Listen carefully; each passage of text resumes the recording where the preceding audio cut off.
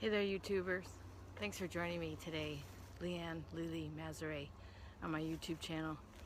Today's topic is emotional decision making, or rather, emotional guidance in decision making for life and business. Now, I chose this topic because it's not something that you would normally expect people to talk about, especially in business and decision making, because most of us are trained to think of decisions as something that are very logical, sort of anti-emotional, something that we don't really let our emotions affect, because the idea or the premise is that our emotions will influence our decisions in a negative way. And I'm here to challenge that thinking, because I actually believe that our emotions are here to guide us into the correct decisions that are best for ourselves and that are in our highest and best purpose. Now, why do I think that? I think that because we've lost touch with how we feel about things. Most people can't even explain how they feel about anything. When you ask them how they feel, they start talking about what they think. They don't know if they feel good. They don't know if they feel scared. They don't know if they're angry. They don't know if they're elated. Well, most people can tell some of the higher ones, anger or jealousy or elation. Most people can tell those. But some of the subtleties in between that are fairly important in making choices are just sort of left by the wayside. And I think that that's a disservice to ourselves, because we come into this world, it's my belief anyway, and through my meditation I have validated this thinking for many, many years.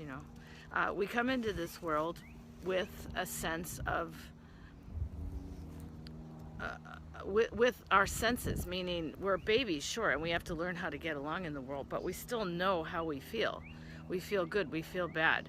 When something feels scary, if we would just listen to it and not go in that direction, then we would probably be a lot better off and not have so many regrets.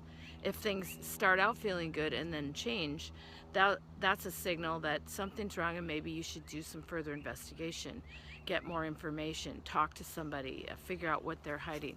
Have you ever just met somebody and they're trying to sell you something, for example, and you just don't feel right about it? You don't feel good, you don't trust them, you don't know why. They're saying all the right things, but you feel some kind of an ulterior motive from them. Well, that's kind of the thing I'm talking about. Sometimes you need to listen to that, because when things are right and you're in a right place, that's the other thing, then the things in your life that you want will kind of line up for you. But when you're not in a good place, meaning you're putting down your feelings, you're not listening to your feelings, you're making choices based totally on intellect and not how they feel to you, you can get yourself all bound up and get your panties in a twist and be a very angry person, very resentful person, very entitled person.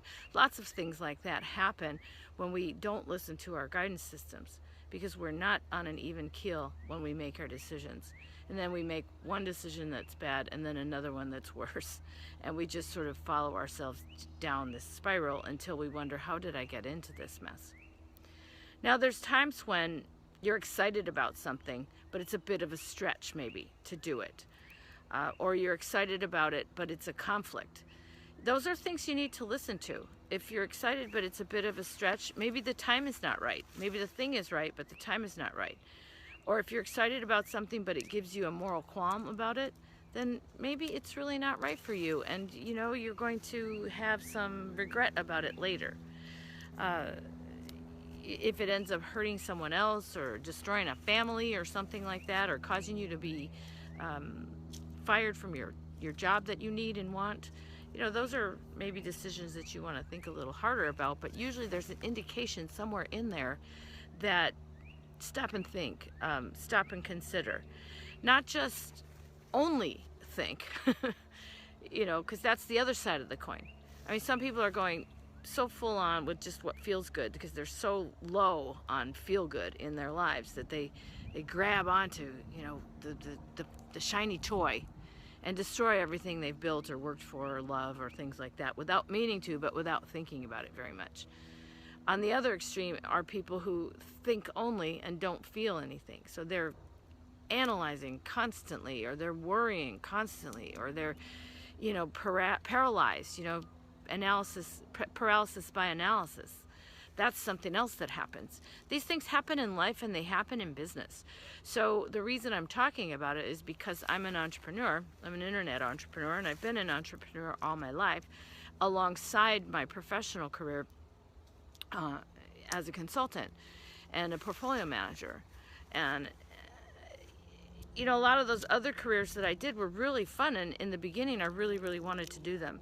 But as they became kind of more of a grind and the subject matter wasn't what I wanted, and I was having to travel too much, it was time for me to change into something else. But I was so wooed by, the salaries and the money and the benefits and the high positions that I had, and the trust and the respect and all that. I was wooed by all that, and it kept me in those jobs a lot longer than I really wanted to, because I was giving up stuff way on the other side of the coin that I wasn't aware of. Things that could have been making me happy. Things like taking care of my health. Things like, eating better. And yes, I could have done those things all along, but I always had something that was higher on my priority list. Usually it was some work obligation. So those are things that I learned over time, that if I'd listened to my emotional guidance system, I probably would have gotten out of those positions and jobs and obligations a lot sooner, and focused more on the things that have been giving me joy all along, which is my entrepreneurial pursuits, my creativity, and do things that aren't necessarily business related passions, but stuff that I still love to do those on the side, like music and painting and traveling, things like that. That keeps me refreshed, keeps me going. So I'm sure I'm not alone in this. Now, how many of you have ever felt like that? You feel a little stuck. You feel like you're doing things, like you're trapped into your decisions, and now you've built this whole life around your income stream, and I couldn't be an entrepreneur, and I don't want to take those risks, and my family depends on me, and la la la la la. And all those things were true for me too. But there was still something inside of me that didn't feel right. And it was when I started listening and using my heart to make more of my decisions that I actually started to feel better.